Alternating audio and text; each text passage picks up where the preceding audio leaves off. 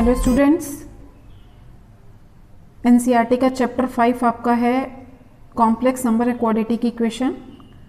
तो complex number and quadratic equation को start करने से पहले आप सबसे पहले तो ये जान लीजिए कि रियल नंबर क्या होते हैं। What is the actual definition of real numbers.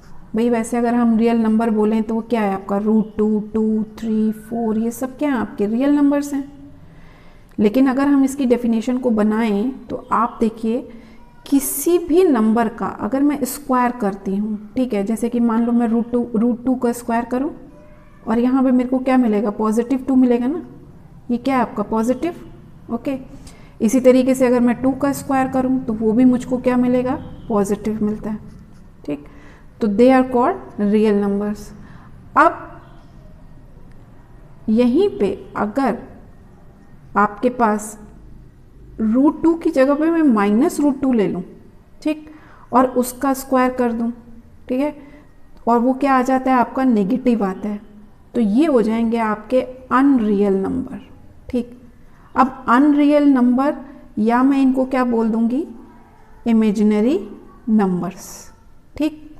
तो इमेजिनरी नंबर्स वो नंबर्स आपके हो गए जिनका स्क्वायर करने पर आप स्क्वायर कर रहे हो और आपको नेगेटिव वैल्यू मिल रही है। नेगेटिव वैल्यू क्या मिलेगी आपको, यहाँ पे -2 मिलेगा।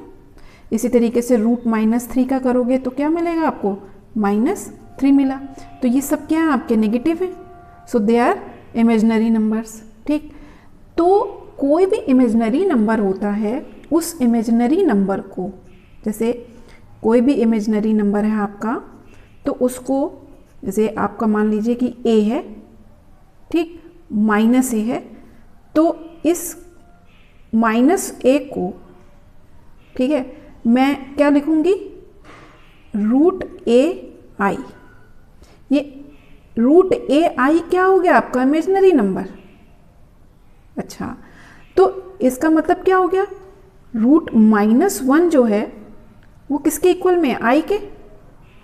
इस एग्जाम्पल में देखो, अगर मैं √a को अलग कर दूं और √-1 को अलग कर दिया, ये दोनों को अगर मैं मल्टीप्लाई करूं अंडर रूट के अंदर तो क्या आता है, √- से आता है। तो इसका मतलब क्या है, मेरा √-1 क्या है, i के, जो कि क्या होता है आपको i भी कह सकते हो, या ये होता है आपका आयोटा, ओके। अब यहीं पे आप इमेजिनरी नंबर i की जो है छोटी छोटी वैल्यूज देखो। अब मैं इसका स्क्वायर करूं, i स्क्वायर कर दूं तो इट इज इक्वल टू क्या हो जाएगा आपका -1 के बराबर हो गया, ठीक। अब मैं अगर i³ करूं तो i³ को मैं क्या लिख सकती हूँ भाई, i³ को लिख सकती हूँ i² × i, और i² की वैल्यू तुमने निकाल ली क्या है, -1, देन -i हो गया क्या, i³।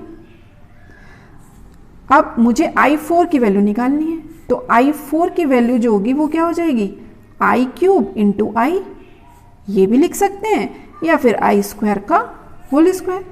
तो i² की वैल्यू मैंने क्या निकाली यहाँ पे, -1, देन -1 का स्क्वायर जो होगा वो हो गया 1। तो इस तरीके से तुमको i जो होगा वो किसके इक्वल में हो गया, √-1 के बराबर, i² हो गया आपका -1, i³ क्या हो गया आपका -i, i⁴ हो गया आपका 1, ओके। तो इस तरीके से ये 4 वैल्यूज जो ऐसी हैं जो कि बिल्कुल आपको जो है याद रखनी है, ओके।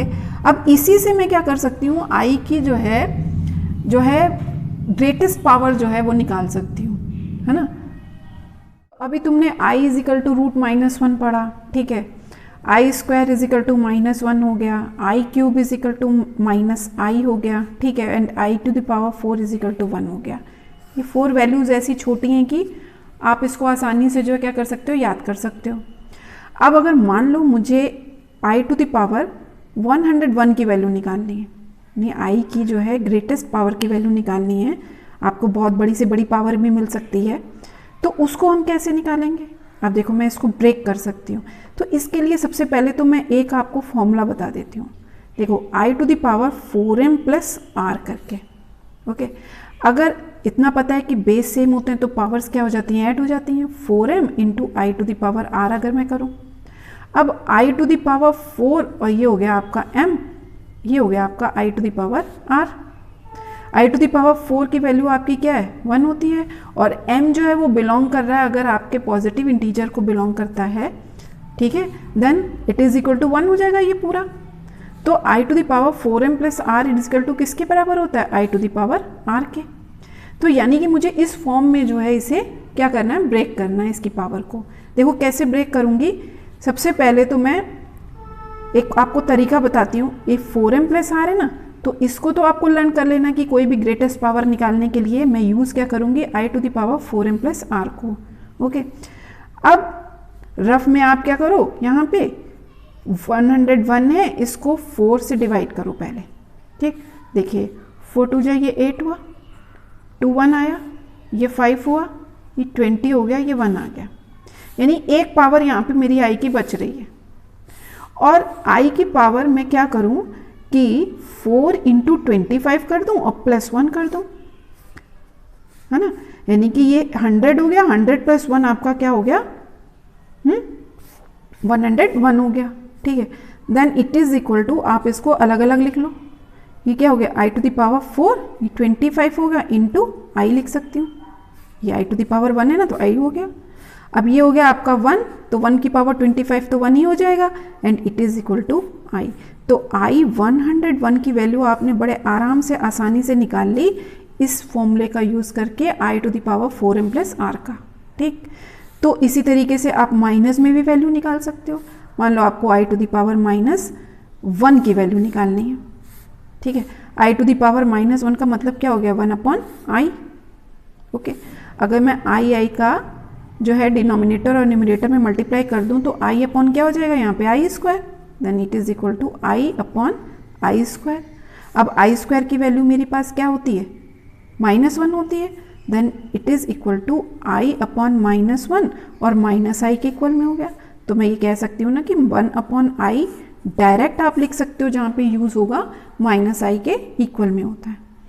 ओके, तो कुछ जो है आपको एक आध एग्जाम्पल मैं बताती हूँ जिससे कि आपको अच्छे से समझ में आ जाएगा कि आई की पावर किस तरीके से, अगर आपको बड़ी पावर दी हुई है ना, तो उसको हम किस तरीके से आई की फॉर्म में, आयोटा की फॉर्म में निकाल सकते हैं।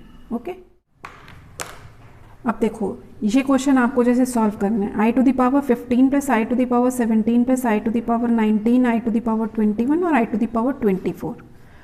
तो आपको ये याद रखना है, इसको 4m प्लस आर में जो हमने ब्रेक करना है, ठीक है। अब देखो कैसे करेंगे, तो इसको हम क्या लिख सकते हैं, 4m प्लस आर है ना, तो 4 इंटू 4 16 हो जाता है, -1, एक तो ये फॉर्म हो गई। दूसरा आप एक और कर सकते हो, 4 इंटू 3, 4 3 जा 12, 12 में आप कितना ऐड करोगे, 3 ऐड करोगे तो कितना हो जाएगा, 15 हो जाएगा ना।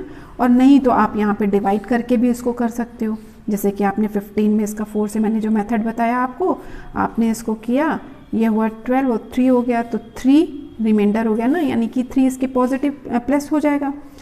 इसी तरीके से आप इसको ब्रेक कर सकते हो। Okay, plus I to the power 4 into 4 plus 1 हो गया, 4 4 जा 16 प्लस 1, फिर आई टू द पावर 4 इंटू 4 16 हो गया, और प्लस ये हो गया आपका 3। और आगे बढ़ो, ये आई टू द पावर 21 को क्या लिख सकते हैं, 4 इंटू 5 प्लस 1, और आई टू द पावर 4 इंटू 6, 6 4 जा 24 होता है, ये डायरेक्ट आपका कैंसिल हो गया, प्लस 0 हो गया आपका।